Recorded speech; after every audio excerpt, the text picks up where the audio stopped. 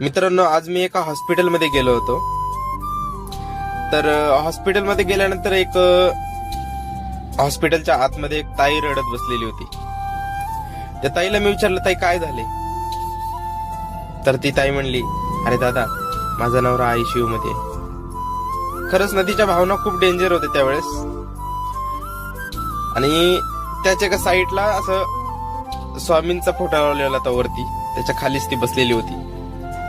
त्या स्वामींकडे हात जोडत होती की स्वामी, हे तुमच्याच पदरात टाकते, तुम्ही छान वाचवा, असं तसं, नाही का? पण मित्रांनो, खरंच जीवन खूप मौल्यवान आहे. आपल्या फॅमिलीसाठी जगा, आपल्या परिवाराला वेळ द्या. काही नाही, कोण कोणाला साथ देत नसतं, फक्त आपली फॅमिलीच येत असते आपल्यासोबत. जेव्हा आपली वाईट वेळ असते ना, तेव्हा आपली फॅमिलीच असते आपल्यासोबत, बाकी कोण येत नसतं. म्हणून आपलं शरीर आणि आपली फॅमिली कायम सांभाळा.